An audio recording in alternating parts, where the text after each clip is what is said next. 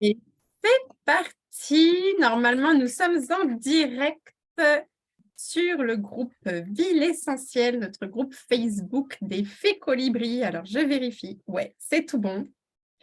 Bonjour à toutes et à tous. Aujourd'hui, on est 3. On accueille Karine, notre conteuse, qui vous a concocté une petite merveille d'histoire. Alors, avant de commencer, mettez-nous un petit pouce, un petit cœur, un petit hashtag replay, un hashtag colibri, si vous nous regardez en différé. Et puis, ça va être parti. Je vérifie que je peux accéder aux commentaires. C'est bon. Je vois qu'il y a Audrey qui est en ligne avec nous. Coucou Audrey. Et c'est parti. On a tous mis les accessoires histoire aujourd'hui. On est prêt pour le pays des rêves. On t'écoute, Karine. Allez, déjà comme la dernière fois, je vais vous inviter à vous installer bien confortablement.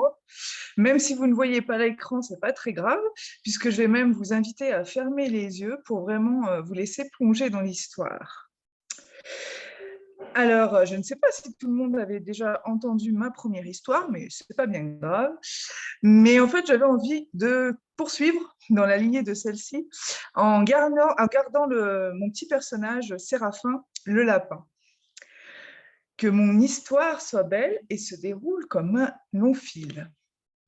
Aujourd'hui, le mercredi, c'est la journée préférée de Séraphin, parce qu'il va retrouver sa copine Lizzie la souris pour faire des cueillettes et manger quelques graines ensemble. Il saute d'herbe en herbe pour aller retrouver son ami. Mais lorsqu'il arrive devant son trou, il la voit sortir, l'air un peu bougon. Et puis à l'extérieur, une autre souris est en train de se détendre sur un hamac qu'elle a fabriqué avec une feuille. Lizzie s'approche de lui, toujours l'air aussi renfermé, et puis il l'interpelle. « Bonjour Lizzie, comment vas-tu ? » « Ça va, allez on y va. » Séraphin ne fait pas d'autres commentaires et suit Lizzie, commence à s'enfoncer dans la prairie. Et puis, une fois un peu éloigné de la souris, qui les regardait avec curiosité, Lizzie délie sa langue. « Je suis très en colère. » « Que t'arrive-t-il, Lizzie ? » « Mon cousin que tu as vu sur le hamac tout à l'heure. Mais il m'énerve, il m'énerve. Il laisse traîner ses déchets dans toutes les galeries de ma maison. Et puis, il passe son temps là sur son hamac à rien faire, et puis à se reposer pendant que moi, je suis obligée de passer derrière lui et de tout ranger. » Séraphin ne sait pas trop quoi répondre à son ami.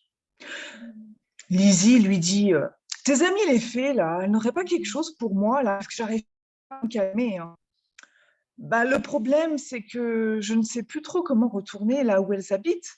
Souviens-toi, on m'avait raccompagnée, mais je suis incapable de trouver le chemin. Après, nous pouvons retourner dans la forêt et peut-être que nous retomberons sur la maison par hasard.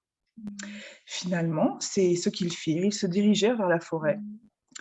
Lizzie, toujours la tête renfrognée, les sourcils froncés. Chacun partit de son côté en essayant de chercher des mûres, des framboises ou des fraises des bois. Lizzie adorait ça. Peut-être que ça allait la détendre un petit peu. Séraphin la surveillait du coin de l'œil tout en cherchant quelques buissons. Mais Lizzie était toujours hors d'elle. Tellement hors d'elle qu'elle n'arrivait plus à réfléchir. Elle ne voyait même pas les fruits qui se trouvaient là devant son nez, et elle ne vit pas non plus l'énorme trou qui se cachait sous la végétation. Et d'un coup, elle glissa, sans pouvoir se rattraper. Ah ! Séraphin se retourna d'un coup et se demanda ce qu'il se passait. Il se dirigea vers l'endroit où il avait entendu la voix de son amie et la découvrit là, au fond de son trou. Elle essayait de remonter le long des parois tant qu'elle pouvait, mais elle n'y arrivait pas. Elle retombait inlassablement au fond. Séraphin regardait autour de lui s'il pouvait trouver une solution pour la sortir de là, mais rien. Lizzie s'énervait encore davantage. Elle grattait la terre, elle essayait de remonter. On sentait sa colère grandir et grandir encore, mais rien n'y faisait. Elle tomba là, au fond de son trou, et se mit à pleurer un gros sanglot. Séraphin assistait à la scène, impuissant. Il réfléchit un instant et décida de partir un peu plus loin aux alentours pour voir s'il trouverait une solution. Il s'aventura et soudain, il entendit un bruit de tambour, pas très loin d'ici. Ce bruit l'apaisait, il s'approcha, en restant quand même à l'affût des feuilles au cas où un danger s'approcherait. Et là, tout d'un coup, il aperçut un être assez grand, tout fin. Il ne savait pas trop s'il pouvait sortir de sa cachette ou pas. Il l'observait. Il avait l'air de s'adresser aux arbres, à la nature qui l'environnait. Séraphin se sentit alors soulagé et confiant, et il sortit un petit peu de sa cachette. En se tournant, l'elfe l'aperçut aussitôt et arrêta de taper sur son tambour. Il le regarda. Rien qu'en le regardant, il avait l'impression que l'elfe communiquait avec lui, comme s'il entendait sa voix dans son esprit. L'elfe se présenta. Il s'appelait Alban. Séraphin lui expliqua alors les problèmes qu'il avait, son ami la souris qui était coincé dans le trou, et demanda à Alban s'il pouvait l'aider. Alban accepta volontiers. Ils allèrent retrouver Lizzie au fond de son trou, et Alban n'eut aucune difficulté à plonger sa main dans le trou et à récupérer la souris en la saisissant par la peau du cou. Lizzie était dans tous ses états. Elle ne savait plus, elle n'avait plus l'esprit clair, elle était complètement dans une autre dimension. Séraphin essayait de la calmer tant qu'il pouvait. Et puis, en discutant avec Alban et en lui expliquant qu'il recherchait les fées Valérie et Stella, il leur apprit qu'il les connaissait en réalité. Il était un de leurs amis et Alban pouvait les accompagner jusqu'à la maison. Les trois amis se dirigèrent alors de plus en plus profondément dans la forêt et arrivèrent vers la maisonnette. Les deux fées se trouvaient déjà à l'intérieur. Elles accueillirent Alban et ses deux acolytes avec plaisir. Cette fois, c'est Alban qui se mit auprès de la marmite de pierre. Il avait bien vu à quel point Lizzie était en colère et il commença naturellement à lui concocter une petite potion. Quelques feuilles de thym pour nettoyer son corps émotionnel de la colère, quelques graines de cardamome pour retrouver le contrôle d'elle-même et sa clarté d'esprit, et quelques fleurs de géranium pour rétablir la confiance et le lien avec son cousin et rouvrir son cœur. Lizzie commençait à se calmer. Elle regardait l'elfe faire, fascinée par tant de magie. Elle n'avait encore jamais vu ça. Et elle commençait à se calmer un petit peu. En attendant que la potion fût prête, à proximité, Valérie et Stella interpellèrent Lizzie.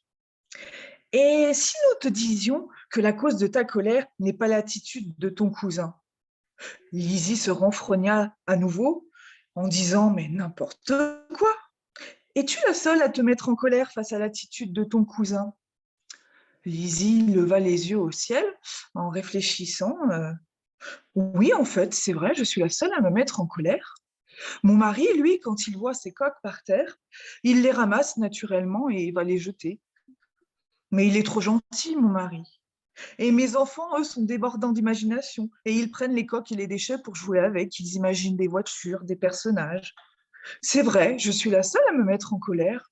Mais pourquoi ?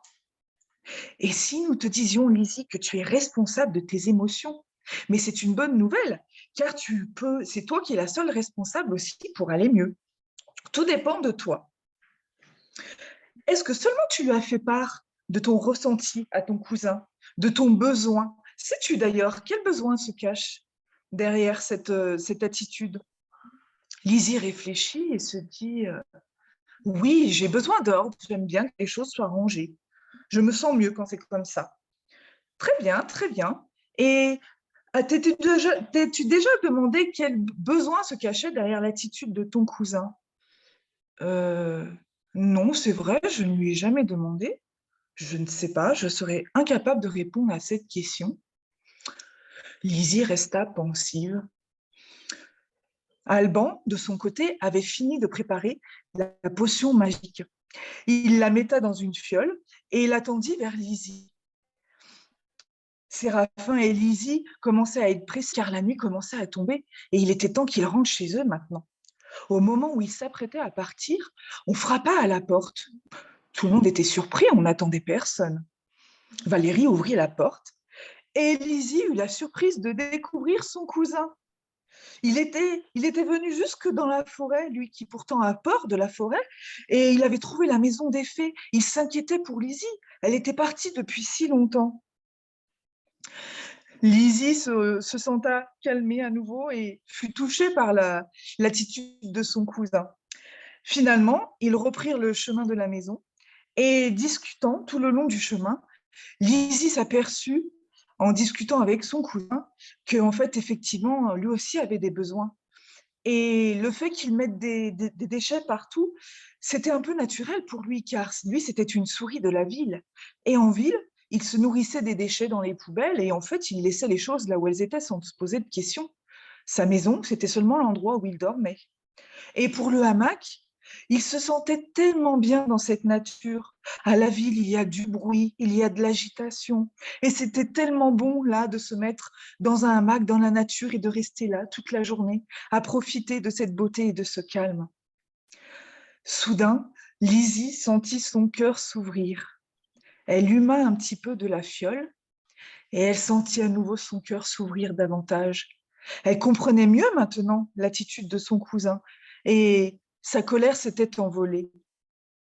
Ils se serrèrent dans les bras. Chacun retourna chez lui pour passer la nuit. Et le lendemain, à son réveil, Lizzie eut la surprise de découvrir de grosses coques de noix tout le long des galeries. Elle alla dans la cuisine pour interroger son cousin. Et celui-ci lui dit qu'il avait eu de l'inspiration dans la nuit. Il avait placé ses coques de noix là, comme ça, ainsi, à chaque fois qu'il aurait des déchets, plutôt que de les laisser traîner dans la galerie, il pourrait les jeter dans les coquilles de noix, comme des poubelles. Les deux cousins ne s'étaient jamais sentis aussi proches l'un de l'autre. Ils se serrèrent dans les bras et retrouvèrent ce lien qui les liait tant et furent à nouveau heureux de se retrouver et de vivre en paix. Voilà. Donc, vous l'aurez compris, dans cette histoire, je vous proposais des huiles pour apprendre à gérer sa colère. Donc, le thym, la cardamone et le géranium. Et comme j'aime bien toujours finir par une petite citation, comme j'avais fait dans mon dernier enregistrement, je vais vous la lire. Rester en colère, c'est comme saisir un chardon ardent avec l'intention de la jeter sur quelqu'un. C'est vous que vous brûlez. Elle est de Bouddha, cette citation. Voilà, j'espère que ça vous aura plu. Merci Karine. Ah oui, C'était trop top. on s'évade, hein. On y est complètement. On était parti. Donc en fait, tu nous parles des huiles essentielles et tu nous fais aussi une petite séance de coaching. Gérer ses émotions. En plus, ouais, ma Voilà. foi, C'est tout bénef. tout en un. Tout en un. En écoutant ces histoires, vous apprenez quelles huiles essentielles vous pouvez utiliser pour vos émotions, pour votre colère, libérer votre colère et ouvrir votre cœur. Et en plus, vous avez une petite séance de communication non violente et d'écoute de ses besoins. C'est top. Et puis bon, je trouve en plus que c'est important de souligner le fait que oui, les huiles essentielles, c'est très bien. Elles ont des pouvoirs magiques. Moi, j'aime bien la magie, donc j'aime bien dire que les huiles essentielles ont des pouvoirs magiques. Mais il ne faut pas oublier le fait que ça ne vous empêche pas, vous aussi, d'avoir des choses à faire de votre côté. Les huiles essentielles sont là en soutien, mais c'est quand même vous l'acteur principal et le responsable principal de votre évolution et de votre façon de mener votre vie. Voilà. Cool. Donc, c'est pour ça aussi que je donne toujours d'autres petits outils parce que ça se complète, quoi. Voilà. C'est vrai, tu as tout à fait raison. On est pleinement acteurs des choix qu'on fait et les huiles essentielles sont là pour nous soutenir, mais c'est toujours nous qui sommes les principaux acteurs. C'est vrai. Merci Karine de ce petit rappel. De rien. On a Audrey qui nous dit « Oh les jolies licornes, coucou les filles !» Coucou Audrey. Oui, on est en mode fée, paillettes et licorne aujourd'hui. Yes, le mood du moment. Eh bien voilà, c'est tout pour aujourd'hui. On se retrouve la semaine prochaine, toujours mercredi, toujours 13h13. Et cette fois-ci, Valérie, on fait... La trousse de l'été pour Et pouvoir oui, partir en vacances avec les huiles essentielles de base, indispensables. voilà, on vous partage toutes les huiles qui nous accompagnent au moment de partir ou même de rester à la maison, mais celles qui, on est sûr, qui vont nous servir pendant l'été. D'ici là, prenez bien du plaisir, prenez bien soin de vous, de vos proches et bien, on vous dit à la semaine prochaine. Ciao, ciao! Au revoir.